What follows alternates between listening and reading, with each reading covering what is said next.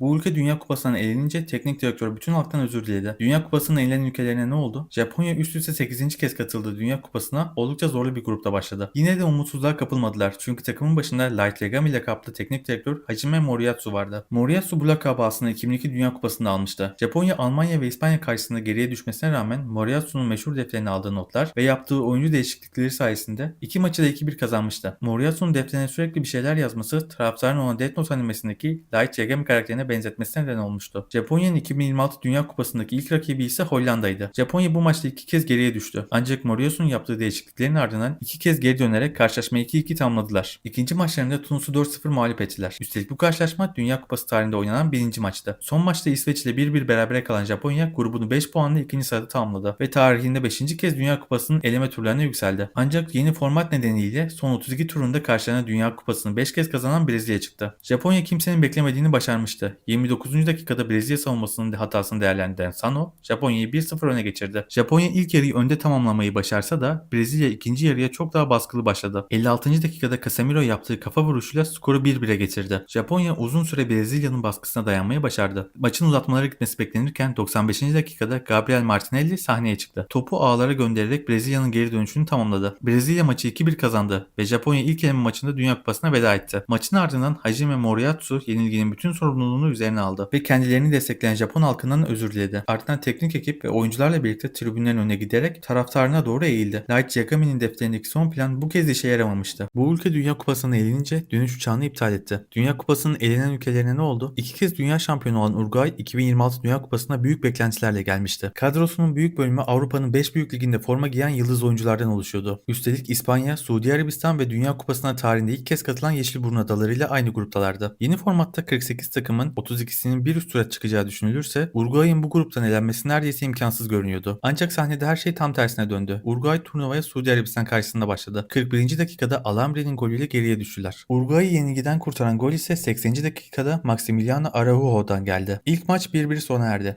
İkinci rakipleri Dünya Kupası'nın tarihinde ilk kez katılan Yeşilburnu adalarıydı. Kevin Pina'nın golüyle geriye düşen Uruguay, Araujo ve Canobio'nun golleriyle devre arasında 2-1 önde girdi. Fakat Varela 61. dakikada skoru 2-2'ye getirdi. Böylece Uruguay kazanması beklenen ilk iki maçtan sadece 2 puan çıkarabildi. Son maçta rakipleri İspanya'ydı ve Uruguay'ın turnuvada kalabilmek için puana ihtiyacı vardı. 42. dakikada Muslera'nın yaptığı büyük hata İspanya'yı öne geçirirken Uruguay'ı turnuvanın dışına itti. Muslera devre arasında oyundan çıkarken Uruguay 83. dakikaya kadar kaleyi bulan tek şut çekemedi. Maçı 1-0 kaybettiler ve Dünya Kupası'na tek bir galibiyet bile alamadan veda ettiler. Üstelik Uruguay gruptan çıkamayan tek Güney Amerika takımı olmuştu. Ancak asıl tartışma elenmenin ardından başladı. Uruguay Futbol Federasyonu'nun takımın Montevideo'ya döneceği özel uçağı iptal ettiği ve futbolcuların kendi imkanlarıyla dönmek zorunda kaldığı haberleri yayıldı. Bu karar başarısızlığın ardından verilen bir ceza olarak yorumlandı. Fakat federasyon daha sonra bu iddiaları reddetti. Dönüş için hiçbir zaman özel uçak planlanmadığını ve futbolcuların büyük bölümünün doğrudan yaşadıkları ülkelere veya kulüplerine gideceğini açıkladı. Uruguay'a dönecek kafile ise